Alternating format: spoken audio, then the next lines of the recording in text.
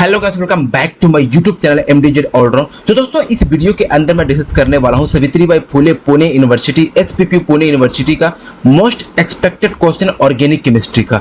इससे पहले मैं फिजिकल केमिस्ट्री और इनऑर्गेनिक केमिस्ट्री का ऑलरेडी डिस्कस कर चुका हूं, जिसमें बहुत अच्छे मोस्ट एक्सपेक्टेड क्वेश्चन जो आपको एचपीपीयू एंट्रेंस एग्जामिनेशन के अंदर में देखने को मिलती है। तो उसी तरह सेम कॉन्सेप्ट वाइज मैं क्वेश्चन फिजिकल का भी डिस्कस कर चुका हूँ, इनऑर्गेनिक का भी कर चुका हूँ और लास्ट में आपको ऑर्गेनिक का डिस्कस करने वाला हूँ इस वीडियो के अंदर। तो प्लीज वीडियो को शुरू से लेकर लास्ट तक वॉच करना, और जो अभी तक वॉच नहीं किए फिजिकल का और इनऑर्गेनिक का, तो प्लीज आप इस वीडियो के अंदर डिस्क्रिप्शन में आपको लिंक मिलेगा, वहां से आप एक बार जरूर चेकआउट कीजिएगा। जो भी मैं क्वेश्चन करा रहा हूँ, ये फिजिकल हो या इनऑर्गेनिक हो या ऑर्गेनिक हो, सारे आप एचपीपीयू को सिलेबस के अकॉर्डिंग करा रहा हूँ। जिस तरह से क्वेश्चन पूछे जाते हैं एचपीपीयू के अंदर, सेम उसी तरह से क्वेश्चन मैं कराने वाला हूँ। सेम उसी तरह से आपको वीडियो देखने को मिलेगी, फिजिकल को भी देखने को मिलेगी, ऑर्गेनिक को भी देखने को मिलेगी और इनऑर्गेनिक को भी देखने को मिलेगा। तो आप अभी तक फिजिकल और इनऑर्गेनिक अभी तक वॉच नहीं किए हैं तो डिस्क्रिप्शन में आपको लिंक मिलेगा। तो आज हम स्टार्ट कर रहे हैं ऑर्गेनिक केमिस्ट्री का।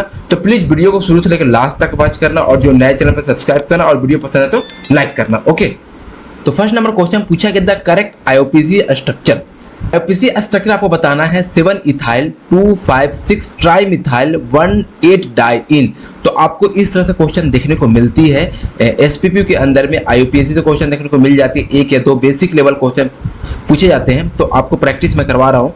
यहाँ पर देखो 7 इथाइल है, 2,5,6 ट्राइमिथाइल है और डेकेन 1,8 डाइइन। मतलब डेकेन मतलब 10 कार्बन होंगे, 10 कार्बन होंगे। यहाँ पर 10 कार्बन काउंट कर लेंगे, 1 2 3 4 5 6 7 8 9 10 कार्बन तो है। लेकिन यहाँ पर हम जो प्रायोरिटी देंगे वो यहाँ से काउंट ना करके हम यहाँ से काउंट करेंगे। रीजन ये है कि डबल बॉन्ड की जो प्रायोरिटी होती है सिंगल बॉन्ड से ज़्यादा होती है डबल बॉन्ड की, तो यहाँ से हम काउंट करेंगे 1 2 3 4 5 6 7 8 9 10 यहाँ से काउंट करेंगे। तो यहाँ first second third fourth fifth, तो फिफ्थ पे आपको मिथाइल है, 6 7 पे मिथाइल है, 7 पे इथाइल है, और 1 2 पे क्या है, 2 पे भी मिथाइल है।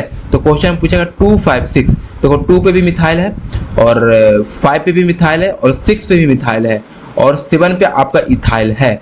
और यहाँ पर देखो जो डाइइन है और 1 पे भी डाइइन है और 8 पे भी डाइइन है, तो इसका ऑप्शन जो ए है वो ए आपका करेक्ट हो जाएगी। 2 नंबर क्वेश्चन पूछा गया है, the correct IUPAC name for the flowing compound. आपको स्ट्रक्चर दे रखा है, इसका आपको आईयूपीएसी नेम बताना है।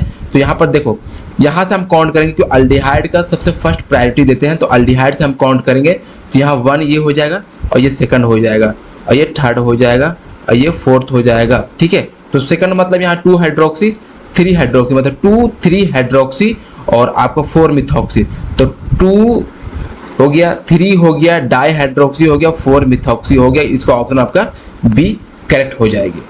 थर्ड नंबर क्वेश्चन की हम बात करते हैं, which of the flowing substituted benzoic acid has lowest pKa value. देखो आपको पता है बेसिक जो पीकेए वैल्यू होता है, सिंपली क्या होता है, पीकेए वैल्यू जो होता है वो इनवर्सली प्रोपोर्शनल होता है एसिडिक का। क्या होता है, इनवर्सली प्रोपोर्शनल होता है एसिडिक का होता है। तो जो जितना ज्यादा एसिडिक होगा उतना कम हमारा पीके वैल्यू होगा। तो हम इस ऑप्शन में हम सर्च करेंगे कि सबसे ज्यादा एसिडिक कौन सा है। तो फर्स्ट में बेंजोइक एसिड है, तो बेंजोइक एसिड है। सेकंड में पैरामिथॉक्सी एसिड है, तो मिथॉक्सी क्या प्लस एम लगा करके एसिड को डिक्रीज कर देगा। हाँ, सी ऑप्शन देखेंगे, सी ऑप्शन में आपको पैरा पे नाइट्रोजन है, मतलब NO2 है। पैरा पे क्या है, NO2 है। देखो पैरा पे NO2 है और यहाँ पर बेंजोइक एसिड है, C+OH है, ऐसा है। ठीक है, यहाँ पर देखो जो NO2 है माइनस M लगाएगा, और जब माइनस M लगाएगा तो H प्लस को इजिली निकल जाएगा, और जब H प्लस निकलेगा तो ऑक्सीजन पे नेगेटिव चार्ज जनरेट होगा। अब जैसे ऑक्सीजन पे नेगेटिव चार्ज जनरेट होगा तो NO2 माइनस M लगाकर ऑक्सीजन को क्या करेगा, स्टेबलाइज करेगा, और जब स्टेबलाइज करेगा तो यहाँ पर H प्लस आसानी से निकलेगा और यहाँ पर एसिडिक सबसे ज्यादा हो जाएगा। तो पैरा नाइट्रोबेंजोइक एसिड में एसिडिक सबसे ज्यादा हो जाएगा, तो पीके वैल्यू सबसे कम हो जाएगी। इसका ऑप्शन आपका सी करेक्ट हो जाएगी। 4 नंबर क्वेश्चन पूछा गया है, the order of nucleophilicity of the flowing अनायन SN2 reaction. SN2 reaction का आपको न्यूक्लियोफिलिसिटी रिएक्शन से बताना है। SN2 रिएक्शन का न्यूक्लियोफिलिसिटी आपको ऑर्डर करेक्ट बताना है। तो इस ऑप्शन में दे रखा P दे रखा, Q दे रखा, R और S। ये आपको फोर्थ आपको दे रखा कंपाउंड, इस फोर्थ कंपाउंड में सबसे ज्यादा न्यूक्लियोफिलिसिटी SN2 के अकॉर्डिंग ऑर्डर क्या होने वाली है। तो हम सबसे पहले हम बात करेंगे कि इसकी न्यूक्लियोफिलिसिटी सबसे ज़्यादा किस पे है और इलेक्ट्रॉन डेंसिटी ऑक्सीजन, सल्फर और ऑक्सीजन पे सबसे ज़्यादा किस पे है। तो हम बात करेंगे यहाँ पर सबसे इंपॉर्टेंट, देखो NO2 है, ऑर्थो पे भी है, क्योंकि ऑर्थो पे NO2 है और पैरा पे भी NO2 है। यहाँ पर दोनों NO2 है वो -m लगाएगा, ऑर्थो पे भी लगाएगा और पैरा पे भी लगाएगा -m, दोनों पे क्या लगाएगा -m लगाएगा। इलेक्ट्रॉन को विड्रॉइंग करेगा और जैसे इलेक्ट्रॉन खींचेगा इसकी ऑक्सीजन की इलेक्ट्रॉन डेंसिटी कम हो जाएगी, और जब इलेक्ट्रॉन डेंसिटी कम हो जाएगी तो इसकी न्यूक्लियोफिलिसिटी भी कम हो जाएगा। तो एस का सबसे कम होगा, तो एस सबसे पीछे रखो सबसे पहले, ठीक है। अब हम बात करेंगे आर की, तो आर में भी -m लग रहा है, तो यहाँ पर कम से कम एक -m लग रहा है, सिर्फ पैरा पे लग रहा है, तो यहाँ पर भी इलेक्ट्रोफिलिसिटी जो यहाँ पर भी न्यूक्लियोफिलिसिटी कम हो जाएगी, क्योंकि इलेक्ट्रॉन खींचेगा, इलेक्ट्रॉन डेंसिटी कम हो जाएगा तो न्यूक्लियोफिलिसिटी भी कम हो जाएगी। उसके बाद आपको आर आ जाएगा, ठीक है। अब हम बात करें पी और क्यू की, तो पी और क्यू में सेम है, इसमें कोई भी ना -m लगा है ना कोई +m लगा है, तो न्यूट्रल है। तो हम यहाँ पर समझेंगे ऑक्सीजन की और सल्फर की। तो ऑक्सीजन और सल्फर में सबसे ज्यादा इलेक्ट्रोनेगेटिविटी किसकी होती है? ऑफ कोर्स ऑक्सीजन की होती है।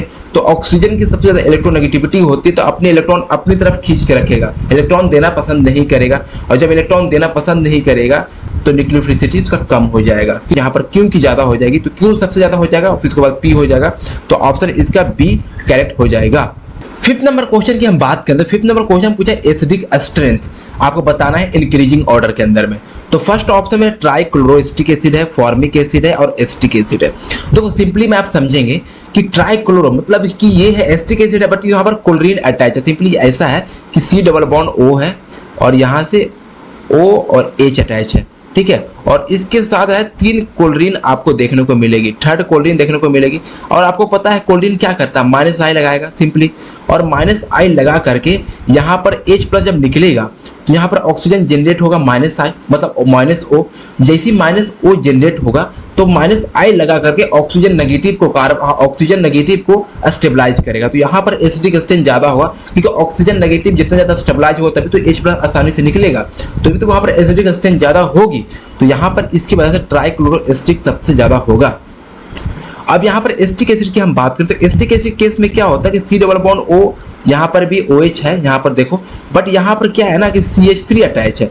एसिटिक एसिड तो यही तो होता है, CH3 अटैच होता है। अब यहाँ पर क्या होता है कि यहाँ पर हैप्तीन अल्फा हाइड्रोजन है, और अल्फा हाइड्रोजन क्या करेगा, हाइपर कंजुगेशन लगाएगा और यहाँ पर देने का काम करेगा, डोनेटिंग का काम करेगा। तो ऑक्सीजन पे अगर नेगेटिव चार्ज जनरेट होगा H+ निकलने के बाद, तो ये ऑक्सीजन जो नेगेटिव चार्ज है वो इसको डीस्टेबलाइज कर देगा, स्टेबलाइज नहीं कर पाएगा एसिटिक एसिड में। तो यहाँ पर सबसे लिस्ट एसिडिक स्ट्रेंथ होगा एसिटिक एसिड का।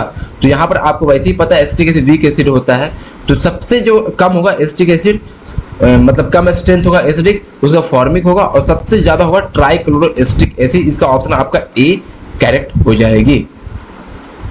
देखो 6 नंबर क्वेश्चन की हम बात करें, 6 नंबर में सिंपल आपको बेसिसिटी ऑर्डर बताना है कंपाउंड का। तो ऐसे क्वेश्चन देखने को मिलती, कभी एसिडिटी पूछेंगे, कभी बेसिसिटी पूछेंगे, उसकी पीके वैल्यू निकालने पूछेंगे, कभी पीके वैल्यू और एसिडिक स्ट्रेंथ के बीच में रिलेशन पूछेंगे। तो इस तरह से क्वेश्चन देखने को मिलेगी। तो आप इसको क्वेश्चन को आप सोल्व करोगे तो आपको कॉन्सेप्ट क्लियर हो जाएगा। यहाँ पर देखो बेसिसिटी की बात कर रहे हो, तो बेसिसिटी केस में क्या है, फर्स्ट ऑप्शन देख सकते हो, सेकंड ऑप्शन देख सकते हो, थर्ड और फोर्थ देख सकते हो। यहाँ पर देखो सिंपली क्या है, फोर्थ में क्या है, एस्टामाइड है। अब एस्टामाइड में क्या होगा, बेसिसिटी के पास क्या है कि जो इलेक्ट्रॉन पेयर अपना आसानी से दे सके। अब नाइट्रोजन के पास लोन पेयर होता है, अब जो आसानी से दे पाएगा, नाइट्रोजन की जो लोन पेयर अवेलेबल जितना ज्यादा होगा उतनी ज्यादा बेसिसिटी आ जाएगी। अब यहाँ पर देखो एस्टामाइड है, CH3 C double bond O है और NH2 है, ऐसा ही है ना। और फोर्थ कंपाउंड में अब देखो यहाँ पर जो नाइट्रोजन की लोन पेयर वो अवेलेबल नहीं है, कार्बोनिल के अंदर में क्या हो रहा है, कंजुगेट कर रहा है। और जब कार्बोनिल के अंदर में कंजुगेट कर रहा है तो अब नाइट्रोजन की जो लोन पेयर वो अवेलेबल नहीं है। तो फोर्थ ऑप्शन जो होगा वो बहुत वीक होगा, मतलब काफी ज्यादा लिस्ट बेसिसिटी होगा फोर्थ कंपाउंड का। तो फोर्थ सबसे लास्ट में आप रख लो, ओके। अब हम बात करेंगे 3 का और सेकंड का और 1 का। 1 को तो यहाँ पर नाइट्रोजन बहुत ज्यादा है, 2 नाइट्रोजन यहाँ पर सबसे ज्यादा बेसिसिटी होगा, तो 1 का तो सबसे ज्यादा हो जाएगा। उसके बाद आपको 3rd का हो जाएगा और लास्ट में आपका 2 का हो जाएगा। तो इसका ऑप्शन आपका बी करेक्ट हो जाएगी। अब 7 नंबर क्वेश्चन की हम बात करते हैं, which of the following strongest best. आप देखो फर्स्ट में पायरोल है, पायरोलिडीन है, पिरिडीन है और यहाँ पर इमिडाजोलिडीन है, ठीक है। तो यहाँ पर देखो अब इसका नाइट्रोजन के लोन पेयर जो है ये रिंग के अंदर में जाएगा, तो ये तो आपका स्ट्रॉन्ग बेस तो नहीं होगा। हाँ, इसका लोन पेयर जो है वो फ्री है, ये कहीं भी पार्टिसिपेट कर सकता है, और इसका भी लोन पेयर फ्री है तो ये भी पार्टिसिपेट कर सकता है। और यहाँ पर देखो, यहाँ पर क्या है, यहाँ पर भी लोन पेयर है और यहाँ पर भी लोन पेयर है, लेकिन यहाँ पर स्टेरिक हिंड्रेंस आ जाती है इमीडिएट जो लीडिंग के अंदर में, तो इसका बेसिसिटी थोड़ा कम हो जाता है। लेकिन हम बी और सी की बात करें तो बी और सी के केस में क्या है, नाइट्रोजन जो है ये sp2 है हाइब्रिडाइजेशन, ठीक है, sp2 है, और ये जो है sp3 है। क्या है, sp3 है, यहाँ पर आप देख लो। अब sp3 में s कैरेक्टर कम होता है, और जब s कैरेक्टर कम होता है वहां पर इलेक्ट्रोनेगेटिविटी कम होगी, और वहां पर लोन पेयर होगा, वह तेजी से देना चाहेगा sp2 कंपैरिजन में, मतलब pyridine के केस में। तो pyridine भी बेसिसिटी होती है लेकिन पायरोलिडीन से कम होती है, तो इसका ऑप्शन आपको जो होगी बी करेक्ट हो जाएगी, सबसे हाईएस्ट बेसिक। ओके, 8 नंबर हम क्वेश्चन की बात करें, which of the flowing correct decreasing order of their acidic strain. यहाँ पर भी एसिडिक स्ट्रेन की बात कर रहा है। तो यहाँ पर देखो बहुत अच्छा क्वेश्चन है, इसको आप अच्छे से सोल्व करने की कोशिश करना। यहाँ पर देखो ऑक्सीजन में पॉजिटिव चार्ज है, यहाँ पर नाइट्रोजन पॉजिटिव चार्ज, जो चार्ज है उसके हम पहले हम देखते हैं। तो देखो ऑक्सीजन पॉजिटिव चार्ज है तो ऑक्सीजन हायर इलेक्ट्रोनेगेटिविटी होती है एज द नाइट्रोजन। ओके, तो जब ऑक्सीजन पे हायर इलेक्ट्रोनेगेटिविटी होती है तो ऑक्सीजन पॉजिटिव चार्ज कभी भी टॉलरेट नहीं कर पाएगा, तो कोशिश करेगा कि H प्लस तुम निकलो और हमको इलेक्ट्रॉन को, मतलब कि हमको इलेक्ट्रॉन को दो और ऑक्सीजन को स्टेबलाइज करो, मतलब जो पॉजिटिव चार्ज है उसको न्यूट्रलाइज करो, तो H प्लस तेजी से निकलेगा और ऑक्सीजन अपने आप को न्यूट्रलाइज हो जाएगा, पॉजिटिव चार्ज से खत्म हो जाएगा। तो सबसे ज्यादा एसिडिक जो होना चाहेगा वो A सबसे ज्यादा होना चाहेगा, उसके बाद आपका D होना पसंद करेगा। ठीक है, अब हम बी और सी की बात करेंगे।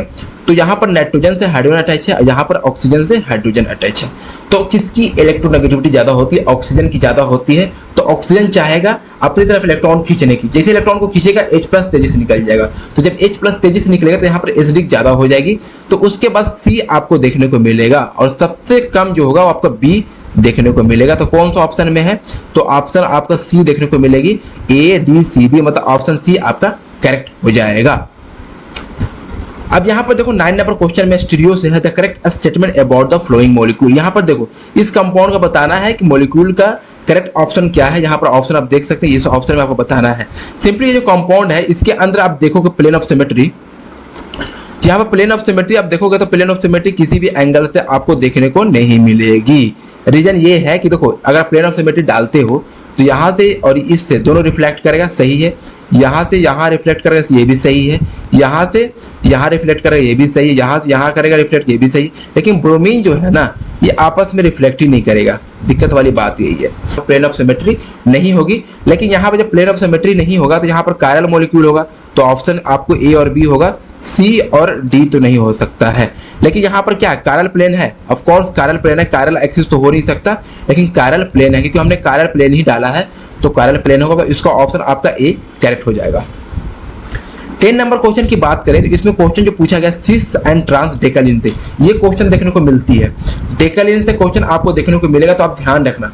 तो हम डेकालिन की बात करें तो सबसे पहले देखो यहाँ एक ट्रांस डेकालिन है, एक सिस डेकालिन है। देखो सिंपली होता क्या है, जो ट्रांस डेकालिन होता है तो उसके अंदर क्या होता है, वो एक रिजिड होता है। आपको बेसिक अपना पढ़ा हुआ डेकालिन के बारे में। ट्रांस डेकालिन क्या होता है, एक रिजिड होता है, एक लॉक्ड होता है। और जब लॉक्ड होता है तो क्या करेगा, वो फ्लिप नहीं होता है, क्योंकि ट्रांस डेकालिन है लॉक्ड पूरी तरह से हो गया है तो फ्लिप नहीं होगा। इसका आप देखो चेयर फॉर्म ये होता है, चेयर फॉर्म से आपको समझने की मिलेगा, ये एक लॉक्ड फॉर्म है, तो क्या करेगा, वो फ्लिप नहीं होगा। जब वो फ्लिप नहीं होगा तो उसके पीछे एनर्जी जो होगी वो कम हो जाता है और स्टेबिलिटी ज्यादा हो जाती है। तो ट्रांस की स्टेबिलिटी वैसे भी ज्यादा होती है सिस से, क्योंकि वो सिस के अंदर में रिंग फ्लिपिंग होता है और इसकी एनर्जी ज्यादा हो जाती है और स्टेबिलिटी कम हो जाती है। तो सिस आइसोमर मोर स्टेबल, ये गलत है। ट्रांस आइसोमर मोर स्टेबल, हाँ ये सही है। ट्रांस जो ज्यादा स्टेबिलिटी होता है क्योंकि वो रिजिड होता है और रिजिड की वजह से उसकी एनर्जी कम हो जाती है और स्टेबिलिटी बढ़ जाती है। Trans isomer undergo ring flipping, हाँ रिंग फ्लिपिंग ट्रांस आइसोमर में नहीं होता, सिस में होता है। हाँ सिस में रिंग फ्लिपिंग होता है, तो ऑप्शन आपका बी और डी करेक्ट हो जाए, ऑप्शन ए आपका करेक्ट हो जाएगी। देखो 11 नंबर क्वेश्चन की हम बात करें, मोस्ट स्टेबल कन्फर्मेशन। ये देखो इसको सिंपली आपको चेयर फॉर्म में ड्रॉ करना है। अब देखो ये एबव द प्लेन है, ये बिलो द प्लेन है, ये एबव द प्लेन है। जो एबव द प्लेन है उसको अप साइड में रखना चेयर फॉर्म में, जो बिलो द प्लेन है उसको डाउन साइड रखना चेयर फॉर्म में, और ये जो ये एबव द प्लेन इसको भी अप साइड रखना चेयर फॉर्म में। ओके, अब जैसे इसको चेयर फॉर्म में आप इसको आप ड्रॉ करे हुए तो सिंपली चेयर फॉर्म तो ऐसा होता है ना, यहाँ पर आप देखो चेयर फॉर्म ऐसा हो रहा। अब यहाँ पर आप देखो 1th है, 2nd है, 3rd 4th है, 1 2nd 4th में देखो अप साइड में मिथाइल को हम रखेंगे, हाँ ये मिथाइल को रखेंगे, और सेकंड में डाउन थर्ड है ना, तो इसको हम डाउन थर्ड, इसको भी मिथाइल को हम रखेंगे सिंपली। आप देखो अब ये वैसे भी बल्कि ग्रुप है टर्सरी ब्यूटाइल, तो ये कोशिश हम करेंगे कि इसको हम इक्वेटोरियल पोजीशन पे ही रखें, क्योंकि वैसे भी बल्कि ग्रुप जो चेयर फॉर्म है इक्वेटोरियल पोजीशन में, तभी तो स्टेबिलिटी आती है। अब यहाँ पर देखो, यहाँ पर अगर हम इस तरह से कंपाउंड को इस तरह से हम चेयर फॉर्म में अगर हम सब्स्टिट्यूट को रखें, यहाँ पर जो स्टेबिलिटी की चांसेस ज्यादा होती है, यहाँ पर स्टेरिक हिंड्रेंस भी नहीं होता। यहाँ पर देखो 1,3 डायएक्सियल इंटरेक्शन होने के भी चांसेस कम है, स्टेरिक हिंड्रेंस के चांसेस कम है, तो इसका जो स्टेबिलिटी सबसे ज्यादा आएगा देखने को मिलेगा। तो ये ऑप्शन में कौन सा मैच कर रहा है? ऑप्शन आपको ए मैच कर रहा है, बी में तो नहीं होगा, सी में भी नहीं होगा और डी में भी नहीं होगा। तो ये जो मोस्ट कन्फर्मेशन जो स्टेबिलिटी होगा वो आपका ए ऑप्शन आपका करेक्ट हो जाएगी। अब 12 नंबर की हम बात करें तो 12 नंबर क्वेश्चन पूछा गया है, ए आपको दे रखा कंपाउंड और बी आपको कंपाउंड दे रखा है। तो सबसे पहले ए और बी दोनों कंपाउंड को चेयर फॉर्म में ड्रॉ कर लेना। जैसे आप इसको ड्रॉ करो तो आपको समझ में आने लगेगा बेसिक। तो यहाँ पर मैंने ऑलरेडी मैं ड्रॉ करके रखा हूँ, यहाँ पर आप देख सकते हो ये फर्स्ट कंपाउंड है, ये सेकंड कंपाउंड है। देखो फर्स्ट कंपाउंड में क्या है, NH2 एबव द प्लेन है तो अप साइड होगा, और ये आपको देखो टर्सरी ब्यूटाइल है, ये क्या है एबव द प्लेन, ये भी अप साइड होगा। यहाँ पर NH2 जो है बिलो द प्लेन है, ये डाउन साइड होगा, और ये क्या है एबव द प्लेन, ये अप साइड होगा। यहाँ पर देखो अप साइड मैंने रखा, इसको डाउन साइड रखा, ये डाउन साइड होने के बाद ये इक्वेटोरियल में चला जाएगा, और ये आपको अप साइड में एक्सियल में चला जाएगा। यहाँ पर यही है, और जितने भी बल्कि ग्रुप होते सारे इक्वेटोरियल पे ही होते हैं। अब यहाँ पर देखने की वाली बात है कि क्या चांसेस होंगे। अब देखो ये इक्वेटोरियल पोजीशन में NH2 है, तो नाइट्रोजन की जो लोन पेयर होगा ज्यादा अवेलेबल होगा, क्योंकि इक्वेटोरियल पोजीशन में है तो ये फ्री होगा। लेकिन यहाँ पर क्या एक्सियल पोजीशन में रहने की वजह से लोन पे ये फ्री नहीं हो पाएगा, तो इस वजह से यहाँ पर जो बी ऑप्शन है वो मतलब बी है वो ज्यादा बेसिक हो जाएगा। तो बी जो ज्यादा बेसिक, इसका ऑप्शन सही करेक्ट हो जाएगा।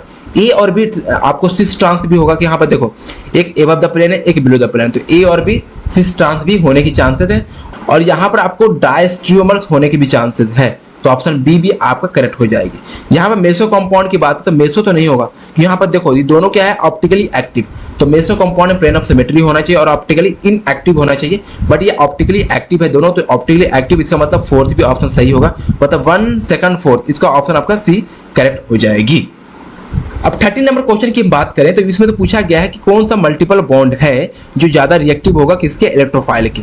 देखो ये मल्टीपल बॉन्ड है, ट्रिपल बॉन्ड, ये डबल बॉन्ड है, तो डबल बॉन्ड का ऑप्शन ए है और ट्रिपल बॉन्ड का बी है, तो कौन सा ज्यादा आपको रिएक्टिव होगा। देखो यहाँ पर डबल बॉन्ड है, तो डबल बॉन्ड के केस में क्या होता है sp2 होता है, और ट्रिपल बॉन्ड के केस में क्या होता है sp होता है, और sp केस में क्या होता है s कैरेक्टर जितना ज्यादा होता है बॉन्ड स्ट्रेंथ उतना ज्यादा होता है, और जब s कैरेक्टर जितना ज्यादा होता है वहाँ पर इलेक्ट्रोनेगेटिविटी ज्यादा होती है, और जब इलेक्ट्रोनेगेटिविटी ज्यादा होगी तो देना पसंद नहीं करेगा, तो इलेक्ट्रोफाइल को ये अटैक करना ही पसंद नहीं करेगा, तो इसकी रिएक्टिविटी सबसे कम हो जाएगी ट्रिपल बॉन्ड की। डबल बॉन्ड की बात करें तो डबल बॉन्ड क्या है कि यहाँ पर sp2 है, और sp2 केस में क्या होता है s कैरेक्टर जो होती है वो कम हो जाती है, और जब s कैरेक्टर कम हो जाएगी तो क्या होगा वहां पर इलेक्ट्रोनेगेटिविटी कम होगी, और जब इलेक्ट्रोनेगेटिविटी कम होगी तो वहां पर डबल बॉन्ड जो होगा वो आसानी से अटैक करेगा, मतलब उसकी रिएक्टिविटी तेजी फास्ट हो जाएगी, उसकी रिएक्टिविटी बहुत फास्ट हो जाएगी, वो आसानी से अटैक करेगा इलेक्ट्रोफाइल के ऊपर। तो यहाँ पर क्या होगा डबल बॉन्ड जो होगी काफी ज्यादा रिएक्टिव होगा एज कंपेयर ट्रिपल बॉन्ड, तो इसका ऑप्शन आपका बी करेक्ट हो जाएगी कि आपका जो फर्स्ट बॉन्ड होगा वो तेजी से हाईएस्ट रिएक्टिव होगा इलेक्ट्रोफाइल के अकॉर्डिंग। ओके 14 नंबर क्वेश्चन की हम बात करें, 14 नंबर क्वेश्चन पूछा गया था benzene ring is more nucleophilic. अब न्यूक्लियोफिलिक होने के लिए क्या करना चाहिए, उसके पास इलेक्ट्रॉन डेंसिटी होना चाहिए और जितना हो सके तेजी से वो किसी भी इलेक्ट्रोफाइल पे अटैक कर सके। अब यहाँ पर नाइट्रोजन के पास लोन पेयर है, यहाँ पर भी नाइट्रोजन के पास लोन पेयर है, दोनों ऑप्शन ए और बी में भी, ठीक है।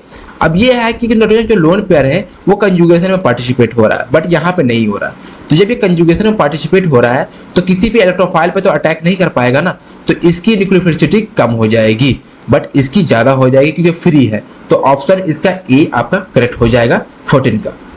15 नंबर क्वेश्चन की हम बात करें तो 15 नंबर क्वेश्चन पूछा arrange the following electrophiles that in the decreasing order of their electrophilicity. यहाँ बताओ, यहाँ पर आप कंपाउंड देख सकते हो 1 एंड सेकंड, यहाँ पर थर्ड, 3 कंपाउंड आपको देखने को मिल रही है। आपको बताना है कि नाइट्रोजन की सबसे ज्यादा इलेक्ट्रोफिलिसिटी किस पे है, तभी तो कोई न्यूक्लियोफाइल आकर के अटैक करेगा इलेक्ट्रोफाइल के ऊपर, तभी तो अटैक करेगा। जितना ज्यादा इलेक्ट्रोफिलिसिटी होगी नाइट्रोजन पॉजिटिव पे उतना तेजी से न्यूक्लियोफाइल अटैक करेगा इलेक्ट्रोफाइल के ऊपर। तो यहाँ पर देखो ऑर्थो के ऊपर आपको NO2 लगा हुआ है, मतलब कि -M लगाएगा, और यहाँ पर ऑर्थो के ऊपर मिथॉक्सी लगा मतलब प्लस एम लगाएगा।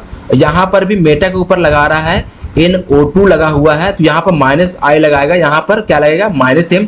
नहीं लगता है कि मेटा के पोजीशन पर ना माइनस एम लगता है ना प्लस एम लगता है, वहां पर सिर्फ माइनस आई लगेगा। ऑर्थो एंड पैरा पे लगता है plus M minus M. Okay, यहाँ पर देखो यहाँ पर माइनस एम लग रहा है, तो यहाँ पर इलेक्ट्रॉन को विड्रॉइंग करेगा, खींचेगा, खींचने के बाद क्या करेगा, इसकी इलेक्ट्रोफिलिसिटी को सबसे ज्यादा इंक्रीज कर देगा, तो यहाँ पर थर्ड सबसे ज्यादा हो जाएगा। अब देखो यहाँ पर प्लस एम लगा करके इसकी इलेक्ट्रोफिलिसिटी को डिक्रीज कर देगा, तो 2 सबसे कम हो जाएगा, तो इसका मतलब 1 आपको बीच में आएगा, मॉडरेट आएगा। तो 3 1 2 कौन सा ऑप्शन में है, 3 1 2 ऑप्शन आपका बी करेक्ट हो जाएगी। तो आपको इस तरह से क्वेश्चन को सोल्व करना है समझ करके। ओके, अब 16 नंबर क्वेश्चन की हम बात करें तो 16 नंबर क्वेश्चन पूछा गया इसमें कौन सा कंपाउंड है जिसमें SN1 फास्ट जाएगी। अब SN1 फास्ट जाने के लिए क्या होता है, SN1 में सिंपल ही होता है, कार्बोकैटायन बनता है, तो जितना ज्यादा कार्बोकैटायन बनेगा उतना ज्यादा स्टेबिलिटी ज्यादा होगी, वहां पर SN1 फास्ट जाएगा। मतलब कि टर्सरी कार्बोकैटायन ज्यादा स्टेबल होता है एज कंपेयर सेकेंडरी और एज कंपेयर प्राइमरी। यहाँ पर देखो मिथाइल ब्रोमाइड है, इथाइल ब्रोमाइड है, टर्सरी ब्यूटाइल ब्रोमाइड है, आइसोप्रोपाइल ब्रोमाइड है। तो सिंपली ऑप्शन से देखने को लग रहा है, सिंपली आपको ऑप्शन से देखने से लग रहा है कि यहाँ पर टर्सरी जो ब्यूटाइल ब्रोमाइड है, ब्रोमाइड निकालने के बाद यहाँ पर 3rd डिग्री कार्बोकैटायन देखने को मिलेगी, तो इसका ऑप्शन आपका सी करेक्ट हो जाएगी। SN1 यहाँ पर तेजी से जाएगी, फास्ट जाएगी। 17 नंबर क्वेश्चन पूछा गया है decreasing order of stability carbocation. अब ये कार्बोकैटायन का स्टेबिलिटी बताना है, वो भी डिक्रीजिंग ऑर्डर में। तो यहाँ पर देखो CH3 है, CD3 है, CT3 है और OCH3 है, मतलब यहाँ पर हाइड्रोजन का आइसोटोप लिया गया है। तो आपको पता है कि यहाँ पर हम प्लस एम पहले देखेंगे, तो यहाँ पर देखो यहाँ पर OCH3 में क्या है प्लस एम लगेगा। अब यहाँ पर प्लस एम जब लगेगा तो CH2 जो कार्बोकैटायन है वो तेजी से स्टेबल हो जाएगा, यहाँ पर इलेक्ट्रॉन को देंगे तो वो कार्बोकैटायन तेजी से स्टेबल हो जाएगा, तो डी सबसे ज्यादा हो जाएगा। सिंपली यहाँ पर ए और बी और सी तीनों ऑप्शन के हिसाब से आप देखोगे, तीनों क्वेश्चन के हिसाब से तीनों कंपाउंड के तीनों कंपाउंड को आप देखोगे तो तीनों कंपाउंड के अंदर में हाइपर कंजुगेशन सबसे ज्यादा किसमें लग रही है, तो यहाँ पर जो ज्यादा वीक बॉन्ड होगा उसकी हाइपर कंजुगेशन ज्यादा होगी। तो आपको पता है कि CH का बॉन्ड जो होता है वो वीक होता है एज कंपेरिजन CD से बॉन्ड, और उस सबसे ज्यादा मतलब सबसे ज्यादा आपको स्ट्रॉन्ग बॉन्ड होता है वो CT का होता है, ट्राइटियम कार्बन के बीच में स्ट्रॉन्ग बॉन्ड होता है, क्योंकि ये जो होता है हायर मेटल होते हैं और उसके बीच में जो बॉन्ड बनता है काफी स्ट्रॉन्ग बॉन्ड बनता है। तो जो जितना ज्यादा वीक बॉन्ड होगा वहां पर हाइपर कंजुगेशन तेजी से होगा। तो CH बॉन्ड वीक बॉन्ड है तो हाइपर कंजुगेशन तेजी से जाएगा, और जहां पर हाइपर कंजुगेशन तेजी से जाएगा प्लस H यहाँ फास्ट जाएगा, तो कार्बोकैटायन को स्टेबलाइज तेजी से करेगा। हाँ, तो उस हिसाब से डी के बाद आपको ए आपको ऑप्शन ज्यादा हो जाएगा, उससे कम आपका बी हो जाएगा और उससे कम आपका सी, मतलब सी सबसे कम हो जाएगा क्योंकि उसके बीच में कार्बन और ट्राइटियम के बीच में बॉन्ड स्ट्रॉन्ग बनता है, तो वहां पर हाइपर कंजुगेशन सबसे कम हो जाती है। लेकिन इंडक्टिव इफेक्ट की हम बात करें तो कार्बन और ट्राइटियम में सबसे ज्यादा हो जाता है इंडक्टिव इफेक्ट, लेकिन हाइपर कंजुगेशन में कम हो जाती है। लेकिन आपको पता है ऑर्डर सबसे पहले प्लस एम को हम देखते हैं, उसके बाद हाइपर कंजुगेशन देखते हैं, उसके बाद हम लास्ट में इंडक्टिव इफेक्ट को देखते हैं। तो इंडक्टिव इफेक्ट हम सबसे लास्ट में देखेंगे, तो पहले जब हाइपर कंजुगेशन से स्टेबलाइज हो जा रहा है तो फिर हमें इंडक्टिव इफेक्ट क्यों देखें, तो यहाँ पर वो देखना है ना। तो इसका ऑप्शन आपका कौन सा ऑप्शन हो जाएगा correct, D A B C, option आपका सी करेक्ट हो जाएगी। 18 नंबर क्वेश्चन की हम बात करें तो 18 नंबर क्वेश्चन पूछा गया arrange the following in the decreasing order of their carbonyl stretching frequency. अब देखो यहाँ पर स्ट्रेचिंग फ्रीक्वेंसी पूछा, किसका, कार्बोनिल का पूछा गया। तो आपको पता है कि स्ट्रेचिंग फ्रीक्वेंसी जो होता है वो किस पे डिपेंड करता है, बॉन्ड स्ट्रेंथ पे। मतलब सिंपल इसका फॉर्मूला होता है 1/2 पाई रूट अंडर के अपॉन म्यू होता है, यही तो फॉर्मूला होता है। तो स्ट्रेचिंग फ्रीक्वेंसी डिपेंड करता है फोर्स कांस्टेंट पे, मतलब फोर्स कौन, मतलब बॉन्ड स्ट्रेंथ पे डिपेंड करता है। तो कार्बोनिल का जितना ज्यादा बॉन्ड स्ट्रेंथ होगा उसकी स्ट्रेचिंग फ्रीक्वेंसी उतना ज्यादा होगी। तो जो बॉन्ड तेजी से ब्रेक होगा कार्बोनिल में तो उसकी स्ट्रेचिंग फ्रीक्वेंसी कम हो जाएगी, क्योंकि बॉन्ड जब ब्रेक होगा तो स्ट्रेंथ डाउन हो जाएगी, और जब स्ट्रेंथ डाउन होगी तो स्ट्रेचिंग फ्रीक्वेंसी कम हो जाएगी। तो यहाँ पर जितना ज्यादा स्ट्रेंथ ज्यादा होगा कार्बोनिल का उसकी स्ट्रेचिंग फ्रीक्वेंसी ज्यादा हो जाएगी। तो हम बात करेंगे ऑप्शन के हिसाब से फर्स्ट, सेकंड और थर्ड जो कंपाउंड दे रखा है। यहाँ पर देखो, यहाँ पर लोन पेयर है, अब यहाँ पर ऑक्सीजन लोन पेयर अपना देना पसंद करेगा और यहाँ पर क्या होगा, बॉन्ड ब्रेक हो जाएगा, कार्बोनिल की बॉन्ड ब्रेक हो रहा है। अब यहाँ पर देखो, यहाँ पर भी लोन पेयर यहाँ से भी देना पसंद करेगा और यहाँ से भी कंजुगेशन होना पसंद करेगा। यहाँ से अभी आपको 100% भी होगा और यहाँ पर भी आपको 100% हो जाएगा। तो आपको 200% यहाँ से भी देखने को मिलेगा, यहाँ से भी देखने को मिलेगा। तो दोनों तरफ से इसकी बॉन्ड स्ट्रेंथ जो होगा वो ब्रेक कर रहा है, मतलब स्ट्रेचिंग फ्रीक्वेंसी कम हो रही है। तो बी की तो सबसे कम हो जाएगी। अब यहाँ पर देखो ऑक्सीजन के लोन पेयर है, ये इधर भी कंजुगेशन होना पसंद करेगा और ये इधर भी कंजुगेशन होना पसंद करेगा, मतलब 50-50 इसकी पार्टीशन हो गई ऑक्सीजन की, इधर भी जा रहा है इधर भी जा रहा है। तो यहाँ पर 50% होगा, यहाँ पर 50%, मतलब दोनों तरफ 50-50 हो रहा है। तो यहाँ पर जो कार्बोनिल का स्ट्रेचिंग फ्रीक्वेंसी ज्यादा हो जाएगी, यहाँ पर बॉन्ड स्ट्रेंथ काफी ज्यादा स्ट्रॉन्ग हो रहा है, क्योंकि यहाँ पर उतना बॉन्ड स्ट्रॉन्ग क्या है, यहाँ पर बॉन्ड जो हो रहा है उतना ब्रेक नहीं हो पा रहा है, तो बॉन्ड स्ट्रॉन्ग ज्यादा हो रहा है। और जब बॉन्ड स्ट्रॉन्ग ज्यादा होता है स्ट्रेंथ भी ज्यादा हो रहा है, जब स्ट्रेंथ ज्यादा होता है स्ट्रेचिंग फ्रीक्वेंसी भी ज्यादा हो रहा है। तो सी का सबसे ज्यादा हो जाएगा और उसके बाद ए का होगा, लास्ट में बी का होगा, क्योंकि भाई बी इसलिए हो रहा है ना लास्ट में, क्योंकि ऑक्सीजन भी अपना कंजुगेशन देकर कार्बोनिल को बॉन्ड ब्रेक कर रहा है और यहाँ पर डबल बॉन्ड भी अपना कंजुगेशन में दे करके कार्बोनिल को बॉन्ड को ब्रेक कर रहा है। तो बॉन्ड स्ट्रेंथ कम हो जा रहा है, स्ट्रेचिंग फ्रीक्वेंसी कम हो जा रहा है, तो बी सबसे कम हो जाएगी। तो कौन सा ऑप्शन है भाई, सी सबसे ज्यादा, ए, फिर आपको बी ऑप्शन आपका करेक्ट हो जाएगी। अब 90 नंबर क्वेश्चन की हम बात करें तो 90 नंबर क्वेश्चन पूछा गया है the correct order of reactivity towards nucleophilic acyl substitution. यहाँ पर देखो बहुत अच्छा क्वेश्चन है, ऐसे क्वेश्चन आपको पूछे जाते हैं और आपको दिमाग के साथ खेला जाता है और आप यहाँ पर गलती करने के चांसेस हो जाती है। क्वेश्चन में पूछा गया acetyl chloride, methyl acetate, acetic anhydride और एस्टामाइड। सिंपली आपको बताना है कि इसका जो कार्बोनिल ग्रुप है उस कार्बोनिल के अंदर में उसकी रिएक्टिविटी कितनी फास्ट होगी, उसकी इलेक्ट्रोफिलिसिटी कितनी ज्यादा होगी, जो आपको न्यूक्लियोफाइल उसको अटैक कर सकते बाहर से। यहाँ पर आपको देखना है, उसकी ऑर्डर बताना है यहाँ पर। तो यहाँ पर आप उस चीज को समझेंगे। सबसे इंपॉर्टेंट ये है कि देखो एसिटाइल क्लोराइड के अंदर क्या है, कोलिन अटैच होता है। ये देखो ये आपका मिथाइल एसीटेट, इसलिए मैंने स्ट्रक्चर आपको पहले बता दिया हूँ, क्योंकि आपको क्वेश्चन में स्ट्रक्चर्स नहीं रहेगा, तो बिना स्ट्रक्चर को आप ऑप्शन नहीं दे सकते हैं। यहाँ पर आप स्ट्रक्चर को समझेंगे तभी आप ऑप्शन दे सकते हैं, करेक्ट ऑप्शन आपको मिल जाएगा। ओके, यहाँ पे देखो एसिटिक एनहाइड्राइड है, ये एस्टामाइड है। अब यहाँ पर क्या होता है कि Cl है, अब Cl क्या करेगा, -I लगाएगा, मतलब इलेक्ट्रॉन विड्रॉइंग ग्रुप का काम करेगा। अब यहाँ पर -I लगाएगा Cl, तो कार्बोनिल का इलेक्ट्रोफिलिसिटी तो बढ़ा देगा ना। तो जब कार्बोनिल का इलेक्ट्रोफिलिसिटी बढ़ेगी तो कोई भी न्यूक्लियोफाइल यहाँ पर तेजी से अटैक करेगा, तो एसिटाइल क्लोराइड की रिएक्टिविटी फास्ट हो जाएगी। यहाँ पर न्यूक्लियोफाइल जो होगा एसाइल सब्स्टिट्यूशन पे तेजी से अटैक करेगा। तो फर्स्ट ऑप्शन में यहाँ पर देखोगे एस्टामाइड है, तो ये ऑप्शन नहीं हो सकता। सेकंड ऑप्शन में देखो एसिटाइल क्लोराइड है, ये ऑप्शन हो सकता है, हाँ डी ऑप्शन हो सकता है। तो बी और डी में ऑप्शन हो सकता है। मिथाइल एसीटेट की हम बात करें तो यहाँ पर देखो ये लोन पेयर दे करके इसको इलेक्ट्रोफिलिसिटी को क्या करेगा, डिक्रीज कर देगा, तो ये तो नहीं हो पाएगा भाई। एसिटिक एनहाइड्राइड है, दोनों तरफ इलेक्ट्रॉन विड्रॉइंग ग्रुप है, तो यहाँ पर इलेक्ट्रॉन अपनी तरफ ले जा करके यहाँ पर पॉजिटिव करेगा, तो कोशिश हो सकता है यहाँ पर -I लगाएगा, तो यहाँ पर कार्बोनिल को जो होगा इलेक्ट्रोफिलिसिटी को बढ़ा देगा। तो उसके बाद एसिटाइल क्लोराइड के बाद एसिटिक एनहाइड्राइड होगा, तो ये भी सही है, ठीक है। अब देखो एस्टामाइड में क्या है, ये भी लोन पेयर देगा, इसको इलेक्ट्रोफिलिसिटी को क्या करेगा, कार्बोनिल को डिक्रीज कर देगा। अब यहाँ पर ऑप्शन बी, यहाँ पर मिथाइल एसीटेट है, यहाँ पर देखो मिथाइल एसीटेट है और एस्टामाइड में सबसे ज्यादा कौन सा होगा। देखो ऑक्सीजन के पास लोन पेयर है, यहाँ पर नाइट्रोजन के पास लोन पेयर। यहाँ पर हम समझेंगे ऑक्सीजन का क्या काम है, इलेक्ट्रोनेगेटिविटी सबसे ज्यादा है, इलेक्ट्रॉन देना पसंद करेगा कि नहीं करेगा, यहाँ पर हम समझेंगे। तो ऑक्सीजन के पास इलेक्ट्रोनेगेटिविटी ज्यादा है, तो इलेक्ट्रॉन देना पसंद नहीं करेगा, और जब इलेक्ट्रॉन देना पसंद नहीं करेगा तो कार्बोनिल की जो इलेक्ट्रोफिलिसिटी होगी वो काफी ज्यादा क्या होगी, बरकरार होगी, काफी ज्यादा स्ट्रांग होगी। लेकिन नाइट्रोजन जो होगा वो तेजी से इलेक्ट्रॉन को देना चाहेगा, कंजुगेशन में पार्टिसिपेट करेगा, इसकी इलेक्ट्रोफिलिसिटी को डिक्रीज कर देगा, तो एस्टामाइड सबसे कम हो जाएगा। तो ऑप्शन आपका बी करेक्ट हो जाएगी।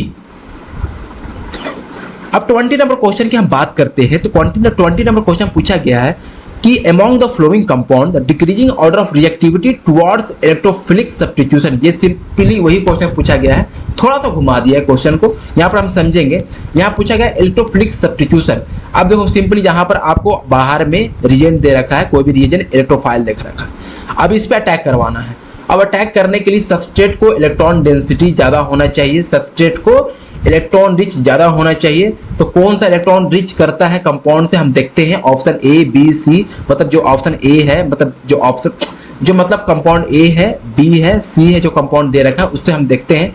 यहाँ पर CH3 है, ये प्लस H के काम करेगा और प्लस आई का काम करेगा, ये दोनों तरफ इलेक्ट्रॉन को देगा और इसकी इलेक्ट्रॉन डेंसिटी को यहाँ पे बढ़ाएगा, मतलब काफी ज्यादा न्यूक्लियोफाइल होगा और तेजी से इलेक्ट्रोफाइल पे अटैक करेगा। ये ठीक है, ऑप्शन ए ज्यादा होगा, मतलब कि ए कंपाउंड ज्यादा होगा।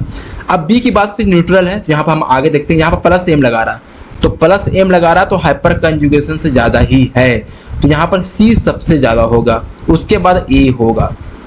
और सबसे बात करें यहाँ पर डी, CF3 है, तो डी ऑप्शन में, जब डी कंपाउंड में क्या है कि यहाँ पर माइनस आई लगाएगा इलेक्ट्रॉन विड्रॉइंग ग्रुप, तो इलेक्ट्रॉन को खींचेगा, तो कार्बन जो इलेक्ट्रॉन को जब खींचेगा तो इलेक्ट्रॉन डेंसिटी को कम कर देगा, तो यहाँ पर डी सबसे लास्ट हो जाएगा और उसके बाद बी आएगा और सबसे लास्ट में डी आएगा। कौन सा ऑप्शन मैच कर रहा है? सी सबसे ज्यादा कहाँ पे है? आपको फर्स्ट ऑप्शन में भी है, हाँ फर्स्ट ही ऑप्शन में, तो ऑप्शन आपका फर्स्ट आपका करेक्ट हो जाएगी। 21 नंबर की बात करें तो 21 नंबर जो क्वेश्चन पूछा गया है कि which of the following note product of ozonolysis 1 butene. अब देखो 1 ब्यूटीन को हम ओजोनोलाइसिस करेंगे तो कौन सा प्रोडक्ट आपको नहीं मिलेगा ऑप्शन के अकॉर्डिंग। यहाँ पर देखो ब्यूटीन है तो 1 ब्यूटीन आपको 4 कार्बन, आपको सिंपली आपको स्ट्रक्चर ड्रॉ कर लेना है। और 1 ब्यूटीन मतलब कि 1 के पास आपको डबल बॉन्ड है, बाकी यहाँ पर CH3 है, यहाँ पर CH2 है और यहाँ पर H है और यहाँ पर भी CH2 है, तो यहाँ पर जो भी है यहाँ पर H ही है, समझा, यहाँ पर H है, ठीक है, यहाँ पर समझ लेना है थोड़ा सा अच्छे से आप एक बार, ओके। यहाँ पर आप इसको एक बार देख लेना, यहाँ पर देखो, ओके, आप समझ रहे हो। अब यहाँ पर क्या है, 1 ब्यूटीन है, इसको हम ओजोनोलाइसिस करेंगे, तो आप देखो सिंपली क्या करना है कि जैसे आप इसको ओजोनोलाइसिस करोगे तो यहाँ से बॉन्ड क्या होगी, डबल बॉन्ड ब्रेक करेगी, और डबल बॉन्ड ब्रेक करेगी तो यहाँ पर ऑक्सीजन आएगा और यहाँ पर ऑक्सीजन आएगा।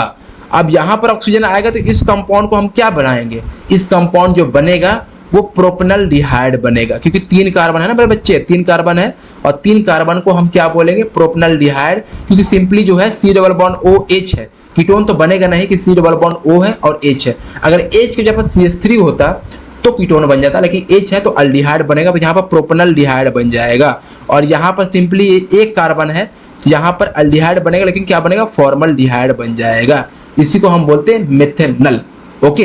तो फॉर्मल्डिहाइड भी बनेगा भाई और प्रोपेनॉल्डिहाइड भी बनेगा, बट एसिटिक एसिड नहीं बनेगा। हाँ बी, ए और बी तो बनेगा, हाँ ये बनेगा। तो आपको ऑप्शन में पूछा था नोट प्रोडक्ट, मतलब आपको ऑप्शन आपको सी करेक्ट हो जाएगी, एसिटिक एसिड नहीं बनेगी, ओके। अब 22 नंबर क्वेश्चन की हम बात, 22 नंबर पूछा गया बेयर रिएजेंट यूज्ड डिटेक्ट। देखो बेयर रिएजेंट किस चीज के लिए यूज की जाती है जिसमें हम डिटेक्ट करते हैं, आपने पता होगा बेयर रिएजेंट जो होता है केमोनोफोर में होता है, एसिडिक मीडियम भी होता है, बेसिक मीडियम भी होता है। तो केमोनोफोर जब भी डिटेक्ट करता है वो डबल बॉन्ड को डिटेक्ट करता है, अल्कीन्स को डिटेक्ट करता है, सिंपल इसका ऑप्शन आपका बी ऑप्शन आपका करेक्ट हो जाएगी।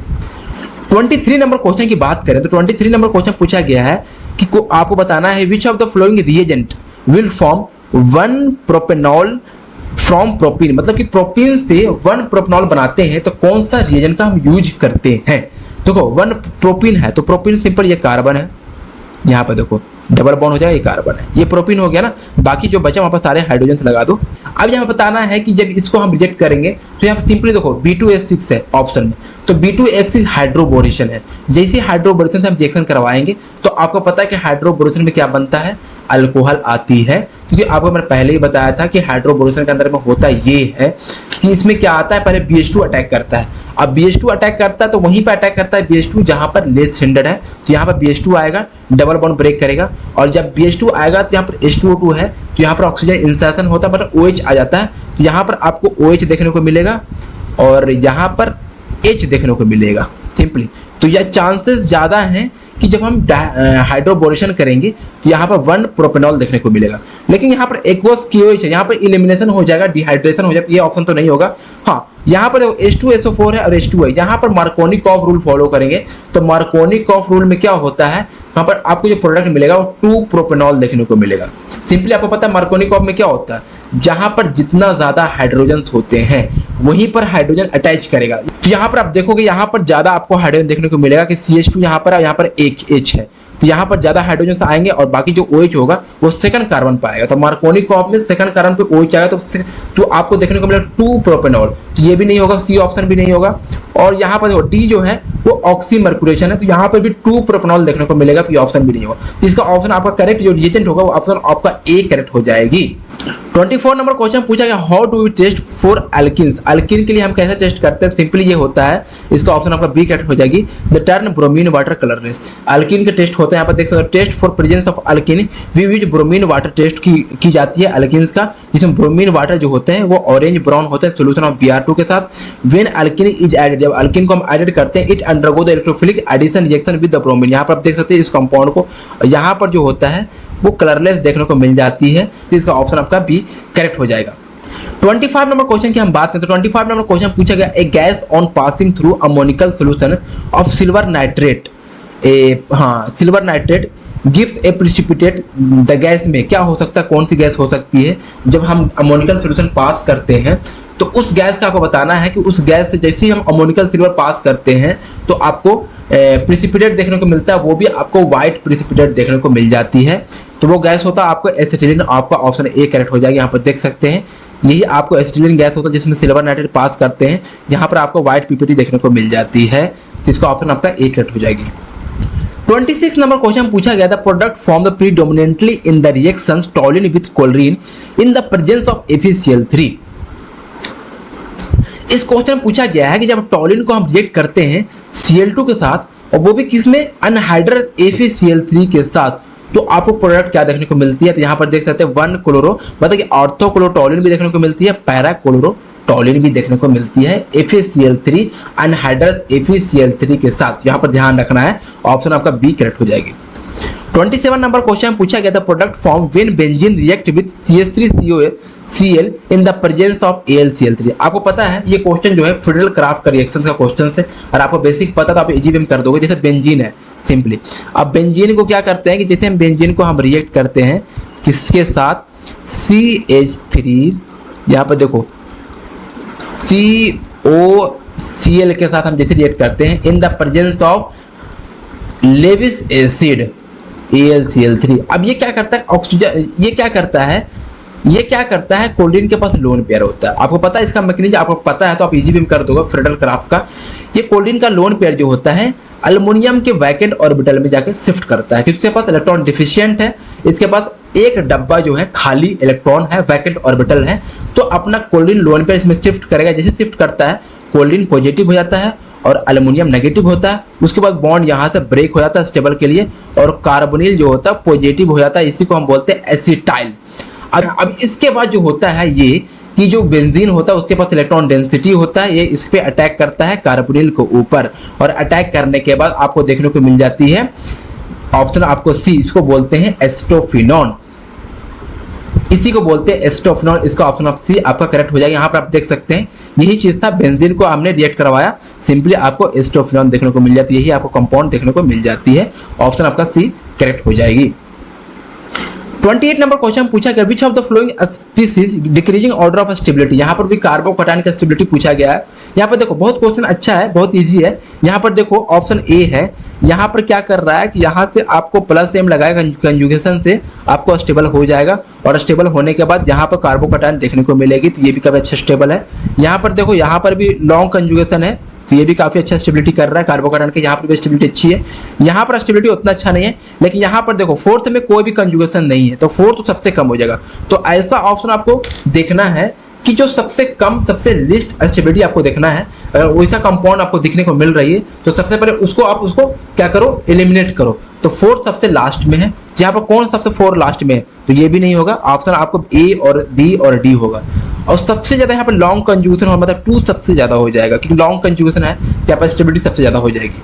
उसके बाद यहाँ पर देखो ये भी स्टेबिलिटी फर्स्ट में है, तो फर्स्ट ज्यादा होगा, क्योंकि स्टेबिलिटी होने पर यहाँ पर 3rd डिग्री कार्बोकैटायन जनरेट हो रहा है, तो उसके बाद फर्स्ट हो जाएगा, और सबसे लास्ट में आपको 3rd हो जाएगा।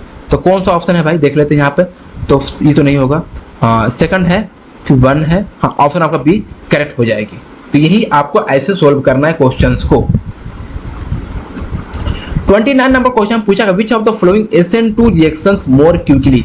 अब यहाँ पर देखना है कि SN2 रिएक्शन किस में तेजी से जाएगा, और आपको पता है कि SN1 में मैंने बताया था कार्बोकैटायन जितना ज्यादा बनता है उतना ज्यादा स्टेबिलिटी ज्यादा होती है, लेकिन SN2 में ऐसा नहीं होता है, जिसमें लेस कार्बोकैटायन बनता है, प्राइमरी कार्बोकैटायन बनता है, वहां पर SN2 रिएक्शन फास्ट होती है, जहां पर लेस हिंडर होता है वहां पर SN2 रिएक्शन फास्ट होती है।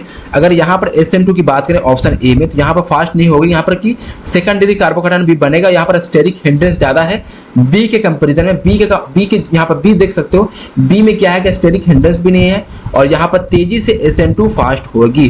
तो बी के केस में क्या होगा, SN2 जो रिएक्शन होगी बहुत फास्ट हो जाएगी। तो ऑप्शन हम देखते हैं कि both compound will undergo SN2 equal, ये तो नहीं होगा।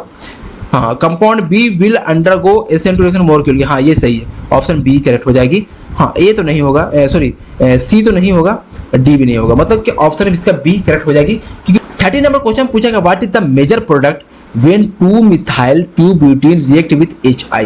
देखो 2 मिथाइल 2 ब्यूटीन, सबसे पहले आप इसका स्ट्रक्चर ड्रॉ करना कॉपी के अंदर में। यहाँ पर देखो यही 2 मिथाइल है, 2 ब्यूटीन है, इसको हम HI से रिएक्ट करते हैं। तो सिंपली होता ये कुछ ऐसा है, इसमें मार्कोनिकॉफ रूल को फॉलो करेंगे। यहाँ पर देखो मार्कोनिकॉफ रूल में क्या होता है कि जहाँ पर हाइड्रोजन वहीं पे जाता है जहाँ पर ज्यादा हाइड्रोजन देखने को मिलती है अल्कीन के केस में। अब यहाँ पर देखो ये अल्कीन है कि नहीं है।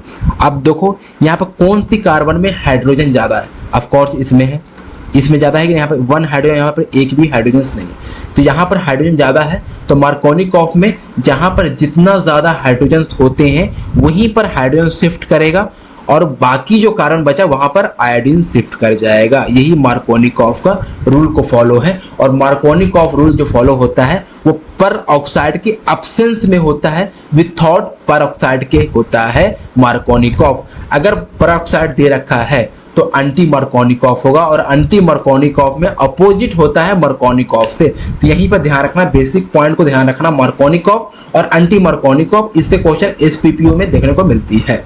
तो इसका ऑप्शन आपका ये, मतलब ये आपका कंपाउंड करेक्ट हो जाएगा। यहाँ पर ऑप्शन से मैच कर लेना, मतलब 2 आयोडो 2 मिथाइल, 2 आयोडो 2 मिथाइल मतलब कि ऑप्शन बी है, इसका ऑप्शन आपका बी करेक्ट हो जाएगा।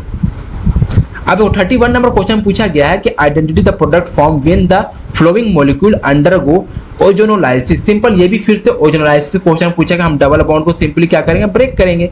यहाँ पर ऑक्सीजन आएगा, यहाँ पर ऑक्सीजन आएगा। अब देखो यहाँ पर ऑक्सीजन आएगा, यहाँ पर क्या है हाइड्रोजन से, तो एक अल्डिहाइड बनेगा। लेकिन यहाँ पर क्या है CH3 है, तो यहाँ पर कीटोन बनेगा, यहाँ पर ध्यान रखना है। तो ओजोनोलाइसिस में अल्डिहाइड भी बनती है, कीटोन भी बनती है, लेकिन आपको ध्यान रखना है कि वहां पर सब्स्टिट्यूएंट अटैच किया है। अगर हाइड्रोजन अटैच है तो अल्डिहाइड, कीटोन अगर मिथाइल अटैच है तो कीटोन। ओके, तो ऑप्शन ए में देखेंगे तो यहाँ पर कीटोन बन रहा है बट अल्डिहाइड बनना चाहिए, तो ऑप्शन ए नहीं होगा, यहाँ पर भी नहीं होगा। सी ऑप्शन में यहाँ पर भी कीटोन बन रहा है बट ये भी नहीं होगा। हाँ, यहाँ पर अल्डिहाइड बन रहा है, यहाँ पे कीटोन बन रहा है, ऑप्शन आपका डी करेक्ट हो जाएगी। तो ऐसा आपको क्वेश्चन को सोल्व करना है। अब 32 नंबर क्वेश्चन की हम बात करेंगे। तो 32 नंबर क्वेश्चन में पूछा गया है कि ऑस्मियम टेट्राऑक्साइड आपको कंपाउंड दे रखा। आपने पढ़ा होगा रिएजेंट में, ऑस्मियम टेट्राऑक्साइड में क्या होता है, हाइड्रोक्सिलेशन होता है, OH ऐड होती है डबल बॉन्ड हट करके। ओके, अब ये OH ऐड होता है तो क्या होता है, सिन एडिशन होता है। यहाँ पर ध्यान रखना क्या होता है, सिन एडिशन, मतलब कि ये है कि जो OH आएगा वो सेम साइड से अटैक करेगा।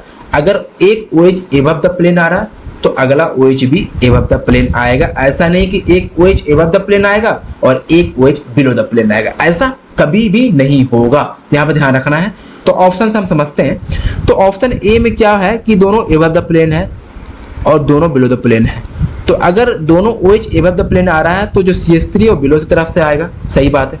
अगर दोनों OH नीचे से आ रहा है, बिलो द प्लेन आ रहा है, तो जो मिथाइल है यहाँ पर, जो ये वाला मिथाइल है, तो ये मिथाइल एबव द प्लेन आएगा। तो ऑप्शन ए तो करेक्ट लग रहा है। बी को भी हम देख लेते हैं, ये ट्रांसफॉर्म है, ये तो नहीं होगा। ये यहाँ पर 2 OH आएगा, ये भी नहीं होगा। यहाँ पर देखो ये भी नहीं होगा। सिंपली ऑप्शन आपका ए करेक्ट हो जाएगी। अब 33 नंबर क्वेश्चन में पूछा गया है the major product of the reaction. अब देखो सिंपली क्या है, चेयर फॉर्म में है। आपको सिंपली क्या कर रहा है कि आपको अल्कोहलिक KOH दे रखा है, मतलब कि KOH क्या करता है, मैंने अभी बताया कि KOH जो होता है वो एलिमिनेशन रिएक्शन होता है। KOH क्या होता है, एलिमिनेशन रिएक्शन होता है। KOH बेस का काम करता है, प्रोटॉन को लेता है, Br निकलता है, मतलब कुछ भी आपको हो, लिविंग ग्रुप अटैच हो, वो निकल जाएगा, एलिमिनेशन काम करता है। तो सबसे पहले फिशर प्रोजेक्शन को ना आपको कन्वर्ट करना पड़ेगा 100 हॉर्स में, तभी आप बता पाओगे तो यहाँ पर देखो सोल्यूशन मैं आपको लेके आया हूँ। यहाँ पर फिशर प्रोजेक्शन है, इसको हम 100 हॉर्स में कन्वर्ट करेंगे। तो फिशर प्रोजेक्शन में 100 हॉर्स में कन्वर्ट करने के लिए आपको पहले सीधा वाई में कन्वर्ट करना पड़ेगा। यहाँ पर देखो आपको ये सीधा वाई है, ठीक है, इसको पर कन्वर्ट करना पड़ेगा, ठीक है।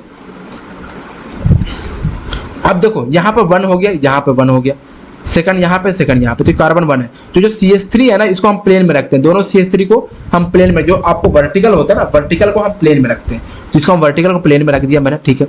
अब देखो फर्स्ट ये कार्बन है ना, तो फर्स्ट ये कार्बन है, ये फर्स्ट कार्बन है, ये भी फर्स्ट कार्बन है। अब यहाँ पर देखो Br क्या है, राइट साइड है, तो Br मैंने राइट साइड रखा, पीएच लेफ्ट साइड है, पीएच को लेफ्ट साइड रखा, ओके। सेकंड कार्बन पे देखेंगे एच राइट साइड है, तो राइट साइड भी एच को रखा, पीएच को राइट साइड है, तो पीएच को भी राइट साइड रखा। अब क्या करेंगे, 1 वाई को अपोजिट कर देंगे, तो एक तो वाई सेम साइड रहेंगे, ओके चलेगा।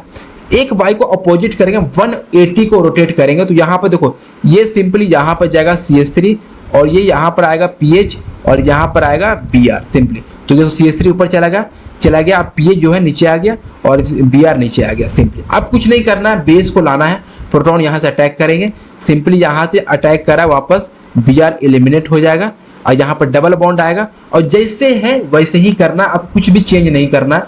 यहाँ पर कार्बन है, पीएच क्या है, ऊपर की तरफ है, पीएच को हम ऊपर की तरफ रखेंगे, CH3 नीचे की तरफ है, CH3 को हमने नीचे की तरफ रखा, CH3 ऊपर की साइड है, CH3 को ऊपर साइड रखा, पीएच नीचे साइड है, पीएच को नीचे साइड रखा, कुछ भी चेंज नहीं करना, जैसे है वैसे ही रखना, ठीक है। अब ये इसको ऑप्शन से मैच कर लेना है, ठीक है, ऑप्शन से मैच कर रहा है, मतलब CH3 ऊपर है, पीएच ऊपर है, CH3 ऊपर है, पीएच ऊपर है, ऑप्शन आपका सी करेक्ट हो जाएगी। तो ऐसे आपको सोल्व करना है क्वेश्चंस को, ओके।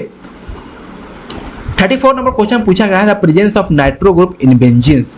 तो आपको बताना है कि जब किसी बेंजीन्स के अंदर में नाइट्रो ग्रुप प्रेजेंट होता है तो क्या होता है, एक्टिवेटिंग होता है या डीएक्टिवेटिंग होता है, डीएक्टिवेटिंग होता है। तो ऑप्शन आपका ए करेक्ट हो जाएगा, deactivates the ring towards electrophile substitution. Substitution के केस में, इलेक्ट्रोफाइल सब्स्टिट्यूशन के केस में डीएक्टिवेटिंग होता है, ऑप्शन आपका ए करेक्ट हो जाएगी। 35 नंबर क्वेश्चन पूछा गया, identity A B following reaction sequence. अब देखो ब्रोमोबेंजीन है, इसको हम नाइट्रेशन करेंगे तो क्या बनेगा, ए आपको बताना है। उसके बाद हम NOH से और HCl सिलेक्ट करेंगे तो बी आपको बताना है। सिंपली यहाँ पर देखो कि जब भी हम ब्रोमोबेंजीन को पोंग HNO3 से हम रिएक्ट करवाएंगे तो आपको ऑर्थो पैरा ऑर्थो दोनों तीनों पे आपको NO2 लग जाएगा, फिर उसके बाद NOH सिलेक्ट करवाएंगे तो यहाँ पर जो Br है वो OH से कन्वर्ट होगा, फिर एसिड बेस रिएक्शन होती है, फिर HCl से आपको सिंपली आपको देखने को मिलेगी प्रोडक्ट आपको ये। तो मतलब कि आपको फर्स्ट ए आपको देखने को मिलेगा, ये प्रोडक्ट देखने को मिलेगा, सेकंड आपको ये मिलेगा। ऑप्शन आपको कौन सा है, ऑप्शन ए आपको करेक्ट हो जाएगी, ये वाला, ठीक है। यहाँ पर आप समझेंगे, इस पॉइंट को बहुत इजी था तो मैं ज्यादा एक्सप्लेन नहीं कर रहा हूँ, तो इजी क्वेश्चन है, यहाँ पर आप देख लो, ओके। 36 नंबर क्वेश्चन पूछा गया है, the gas use artificial ripening of the green fruit. Simple पता है कि किसी फ्रूट्स को पकाने के लिए, राइप करने के लिए कौन सा हम गैस का यूज करते हैं, एसिटाइलिन को यूज करते हैं। सिंपल ए आपका ऑप्शन करेक्ट हो जाएगा। Which of the flowing compound would undergo aldol condensation. देखो अल्डोल कंडेंसेशन के लिए आपको अल्फा हाइड्रोजन होना चाहिए, क्या होना चाहिए, अल्फा हाइड्रोजन। और अल्फा हाइड्रोजन के लिए यहाँ पर देख सकते हैं, मिथेनॉल में, फॉर्मल्डिहाइड में अल्फा हाइड्रोजन नहीं होता, तो ये नहीं, बेंजल्डिहाइड में भी नहीं होता, 2,2-डाइमिथेनॉल में भी आपको नहीं मिलेगा, सॉरी 2,2-डाइमिथाइल ब्यूटेनॉल में भी नहीं मिलेगा आपको। ऑप्शन आपका डी करेक्ट हो जाएगी। इसको आप स्ट्रक्चर खुद से ड्रॉ करके चेक कर लेना, आपको अल्फा हाइड्रोजन नहीं देखने को मिलेगा। तो 37 का डी ऑप्शन आपका करेक्ट हो जाएगी। 38 नंबर क्वेश्चन पूछा गया है कि आपको बताना है इंटरमीडिएट स्पीसीज। तो इसका इंटरमीडिएट बताना है, आपको प्रोडक्ट भी बताना है। पहले प्रोडक्ट बताना है, उसके बाद आपको इंटरमीडिएट बताना है कि कार्बोकैटायन बनेगा, कार्बोआनायन बनेगा, नाइट्रीन बनेगा या बेंजाइन बनेगा। आपको इंटरमीडिएट भी बताना है प्रोडक्ट के साथ साथ। यहाँ पर देखो सिंपल आपको कंपाउंड दे रखा है, NH2OH दे रखा है, देखो NH2OH दे रखा है, कार्बोनिल दे रखा है, तो यहाँ पर बैकमैन का रीअरेंजमेंट हो जाएगी। यहाँ पर देखो, यहाँ पर समझेंगे इसका सॉल्यूशन से। बैकमैन रीअरेंजमेंट ही है। बैकमैन रीअरेंजमेंट के अंदर में होता क्या है कि यहाँ से आपको वाटर निकल जाएगा, ये सिंपल यहाँ से वाटर निकलेगा और यहाँ पर आपको ऑक्सीजन देखने को मिल जाएगा। और ऑक्सीजन क्या करेगा, सिंपली क्या करेगा, एसिटाइल कोलाइड से रिएक्ट कर रहा है। यहाँ पर देख सकते हो सेकंड में एसिटाइल कोलाइड से भी रिएक्ट हो रहा है। तो एसिटाइल कोलाइड से हम जैसे रिएक्ट करेंगे, यहाँ पर देख सकते हैं ऑक्सीजन जो है वो अपना लोन पेयर कार्बोनिल पर अटैक करेगा और अटैक करने के बाद यहाँ पर आप देख सकते हो कि H तो आपको ऑक्सीजन को बैलेंस कर देगा, क्योंकि ऑक्सीजन पॉजिटिव चार्ज होगा, H बैलेंस करेगा। उसके बाद यहाँ से बॉन्ड को ब्रेक होगा, और ब्रेक होने के बाद ये बॉन्ड यहाँ से लिविंग ग्रुप बन के निकल जाएगा, और निकलने के बाद यहाँ देख सकते हो बॉन्ड ब्रेक हो रहा है। यहाँ पर 1 2 3 4 5 मेंबर रिंग बनेगा, और 5 मेंबर रिंग बनने के बाद यहाँ पर काउंट कर लेना, कार्बोकैटायन भी बनता है, और उसके बाद एलिमिनेशन होता है, आपको प्रोडक्ट देखने को मिल जाती है सिंपली। तो आपसे कौन सा ऑप्शन आपको करेक्ट हो जाएगी? फर्स्ट ऑप्शन करेक्ट हो जाएगी। प्रोडक्ट आपको सेम देखने को मिल रही है, और इसके बीच में आपको कार्बोकैटायन देखने को मिल रही है इंटरमीडिएट, तो आपको कार्बोकैटायन भी देखने को मिल जाएगा। ऑप्शन आपका ए करेक्ट हो जाएगा। 39 नंबर क्वेश्चन पूछा गया है, the major product of the following reaction. Simply ये क्वेश्चन जो है फैबोर्स्की से क्वेश्चन है, यहाँ से क्वेश्चन देखने को मिलती है। फैबोर्स्की में होता क्या है कि बेस होता है NaOMe, यहाँ पर पहले बेस का काम करता है, फिर यही न्यूक्लियोफाइल का भी काम करता है। तो बेस क्या होता है, इसके प्रोटॉन यहाँ से अपस्टेट करता है, अपस्टेट करने के बाद यहाँ से बॉन्ड यहाँ पर कंजुगेशन में जाता है, फिर उसके बाद जैसे ऑक्सीजन जब बॉन्ड ब्रेक करता है, ऑक्सीजन पर नेगेटिव चार्ज आती है, वो बॉन्ड वापस आएगा, और यहाँ से लिविंग ग्रुप निकलेगा, और यहाँ पर साइक्लोप्रोपेन देखने को मिल जाती है। अब उसके बाद वही जो बेस का काम किया वही न्यूक्लियोफाइल का काम करेगा, कार्बोनिल पर फिर से अटैक करेगा, और अटैक करने के बाद वापस आएगा, बॉन्ड को ब्रेक होगा, क्योंकि यहाँ पर स्ट्रेन होता है साइक्लोप्रोपेन के अंदर में। जैसे बॉन्ड ब्रेक होगा, यहाँ पर कार्बो आयन बनेगा, और H+ आएगा, या प्रोटॉन को अपस्टेट करेगा, सिंपली आपको प्रोडक्ट देखने को मिल जाएगी। फैबोर्स्की का ऑप्शन आपका बी करेक्ट हो जाएगा। 14 नंबर क्वेश्चन पूछा गया था, major product of following reaction. ये भी सिंपली आपको बैकमैन का ही काम पूछा गया है। यहाँ पर ऑक्सीजन दे रखा है, मतलब एक स्टेप कंप्लीट करके दे रखा है। इसका मैकेनिज्म को H+ जैसे प्रोटॉन, अब H2SO4 क्या है, H+ ही देगा, और OH में प्रोटॉन को अपस्टेट करेगा, यहाँ से वाटर निकलेगा, और वाटर निकलने के बाद ऑक्सीजन पॉजिटिव चार्ज आ जाएगा, और जैसे ऑक्सीजन पॉजिटिव चार्ज आएगा, यहाँ से बॉन्ड ब्रेक होगा, और बॉन्ड ब्रेक होने के बाद ये 7 मेंबर रिंग बनेगा, रिंग एक्सपेंशन होती है, और 7 मेंबर रिंग बनेगा, तो यहाँ पर वाटर अटैक करने के बाद आपको इस तरह से प्रोडक्ट देखने को मिल जाएगी। अगर आपने पढ़ा होगा बैकमैन रीअरेंजमेंट का मैकेनिज्म, तो आप इजी वे में कर दोगे। इसका ऑप्शन आपका सी करेक्ट हो जाएगी। 41 नंबर क्वेश्चन पूछा है, मोस्ट लाइट री emitted and the same wavelength at the incident light called. Simple इसका क्वेश्चन है, बी ऑप्शन आपका करेक्ट हो जाएगी, रेले स्कैटरिंग। हाँ, 42 नंबर क्वेश्चन पूछा है, रोटेशनल कांस्टेंट आपको दे रखा है, तो आपको बताना ऑप्शन। सिंपल बहुत अच्छा क्वेश्चन है, रोटेशनल कांस्टेंट का क्वेश्चन पूछा है स्पेक्ट्रोस्कोपी का। यहाँ से आपको क्वेश्चन देखने को मिलती है फिजिकल स्पेक्ट्रोस्कोपी से SPP के अंदर में, तो यहाँ पर आप देखने की कोशिश करेंगे। यहाँ पर आपको रोटेशनल कांस्टेंट का ऑर्डर बताना है। तो सबसे पहले हम समझेंगे कि रोटेशनल कांस्टेंट जो होता है वो आपको मोमेंट ऑफ इनर्शिया और रिड्यूस मास का इनवर्सली प्रोपोर्शनल होता है। ये फॉर्मूला होता है I = μr²। अब रोटेशनल कांस्टेंट का फॉर्मूला होता है कि B = h/8π²IC। तो इसका मतलब ये है कि जो रोटेशनल कांस्टेंट है मोमेंट ऑफ इनर्शिया का इनवर्सली प्रोपोर्शनल है। तो जितना ज्यादा जिसका मास ज्यादा होगा, सिंपली यहाँ पे देखो, अब यहाँ पर ड्यूटेरियम है, अब Cl है, फिर आपको दे रखा ड्यूटेरियम है, फिर Cl है, फिर आपको H है, Cl है। अब ड्यूटेरियम 37 है, इसकी मास ज़्यादा है, फिर 35 है, इसकी मास थोड़ा सा ज़्यादा है, मतलब थोड़ा सा कम है ड्यूटेरियम 37 से। अब H है, तो यहाँ पर देखो मास सबसे ज़्यादा किसका है, ड्यूटेरियम 37 का है, तो यहाँ पर आपको रिड्यूस मास ज़्यादा होगा, फिर उसके बाद 35 का होगा, फिर उसके बाद 35 लास्ट का होगा। इसका मतलब ये है कि रिड्यूस मास सबसे ज़्यादा किसका हो रहा है, इसका हो रहा है। यहाँ पर देख सकते रिड्यूस मास जो हो रहा है 37 का सबसे ज़्यादा होगा, उससे कम 35 का होगा, उससे कम H35 का Cl का होगा। तो जब रिड्यूस मास सबसे ज़्यादा इसका हो रहा है तो मोमेंट ऑफ एनर्जी भी इसी का होगा ना। जब मोमेंट ऑफ एनर्जी सेम इसी का होगा तो रोटेशनल कांस्टेंट उल्टा हो जाएगा, मतलब कि रोटेशनल कांस्टेंट जो होगा वो ऐसे हो जाएगा, H35 का सबसे ज़्यादा हो जाएगा। तो कौन सा ऑप्शन है, ऑप्शन आपका ए करेक्ट हो जाएगी कि H35 का सबसे ज़्यादा होगा, उसके बाद D35 का होगा, और सबसे लास्ट में आपका D37 हो जाएगा। ओके, 43 नंबर क्वेश्चन पूछा गया, सिमेट्रिक रोटर पूछा गया है। ये भी बहुत अच्छा क्वेश्चन है। आपको पता है रोटर जो होते हैं 3 टाइप या 4 टाइप्स के होते हैं। लीनियर रोटर्स होते हैं जिसके अंदर आपको IA 0 होता है और IB IC बराबर होता है। उसके एग्जाम्पल में CO2 होता है, N2 होता है, HCl होता है, H2 होता है। स्फेरिकल रोटर के अंदर में होता है कि IA IB IC तीनों आपस में क्या होते हैं, बराबर होते हैं। तो उस केस में परफेक्ट टेट्राहेड्रल होता है और परफेक्ट ऑक्टाहेड्रल होता है। वैसे कंपाउंड जैसे मीथेन हो गया, SiCl4 हो गया, SF6 हो गया, CCl4 हो गया, ये सारे के सारे क्या होते हैं, स्फेरिकल रोटर होते हैं। अब सिमेट्रिक रोटर की बात करें, सिमेट्रिक रोटर में क्या होता है, IA और IB बराबर नहीं होता बट IC बराबर होता है। जैसे अमोनिया हो गया, BH3Cl हो गया, BF3 हो गया, PCl5 हो गया। इसमें सारे के सारे क्या होते हैं, सिमेट्रिक रोटर होता है और इसकी जो पॉइंट ग्रुप होता है C3b, D3H होता है। तो यहाँ पर आप देखो ऑप्शन में देखो मीथेन क्या है, सिंपल आपको क्या होगा, स्फेरिकल रोटर होगा क्योंकि टेट्राहेड्रल है। हाँ, यही आपको सिमेट्रिक रोटर होगा। ये जो होता है एसिमेट्रिक रोटर होता है, CH2Cl2, तो ये नहीं होगा। हाँ, CCl4 जो होगा, यहाँ पर भी CCl4 जो होता है सिंपली क्या होता है, ये भी टेट्राहेड्रल होता है, तो ये भी आपका क्या होगा, स्फेरिकल रोटर होगा, तो ये भी ऑप्शन नहीं होगा। तो सिमेट्रिक रोटर आपका बी ऑप्शन आपका करेक्ट हो जाएगा। 44 नंबर क्वेश्चन पूछा गया, which of the following molecule lowest vibrational stretching frequency. आपने बताया कि यहाँ पर पहले ही बताया कि जो वाइब्रेशनल फ्रीक्वेंसी हो जा होता है वो आपको रिड्यूस मास का इनवर्सली प्रोपोर्शनल होता है। तो जो स्ट्रेचिंग फ्रीक्वेंसी जो होता है, वाइब्रेशनल स्ट्रेचिंग फ्रीक्वेंसी होता है, बॉन्ड स्ट्रेंथ का डायरेक्टली प्रोपोर्शनल होता है, लेकिन रिड्यूस मास का इनवर्सली प्रोपोर्शनल होता है। यहाँ पर ध्यान रखना है आपको। ओके, तो सबसे ज्यादा जिसका ज्यादा रिड्यूस मास होगा उसकी कम स्ट्रेचिंग फ्रीक्वेंसी होगी। यहाँ पर लोवेस्ट की बात कर रहा है, HF, DF, SCl।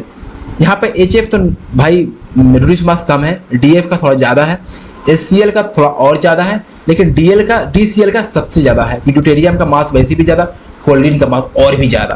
तो यहाँ पर रिड्यूस मास DCl का ज्यादा हो जाएगा, तो स्ट्रेचिंग फ्रीक्वेंसी सबसे कम हो जाएगी। तो क्वेश्चन में लोवेस्ट पूछा गया है, ऑप्शन आपका डी करेक्ट हो जाएगा। 45 नंबर क्वेश्चन पूछा था, frequency of radiation in centimetre inverse 1 required rotational excite molecule, जिसमें J0 है, Z1 है। सिंपली आपको पता है इसका फॉर्मूला बेस, आपको देख सकते हैं एनर्जी निकालना है। आपको पता है कि एनर्जी क्या होता है, EJ = PJ × J+1 सिंपली। तो यहाँ पर J0 है, J1 है, तो हम आराम से निकालेंगे। जब E = मतलब EJ होगा मतलब J0 होगा तो वहाँ पर वैल्यू एनर्जी 0 आएगी।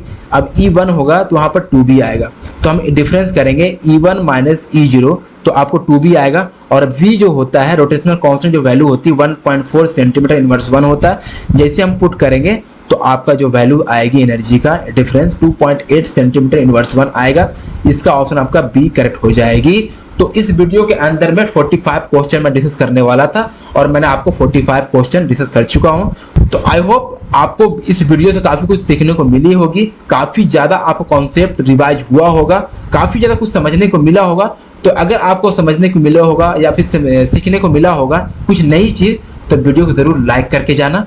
तो फिलहाल अभी के लिए इतना ही, मिलते हैं नेक्स्ट वीडियो में। तब तक के लिए थैंक्स, शुक्रिया, धन्यवाद। इस तरह से पढ़ते रहिए, आगे बढ़ते रहिए।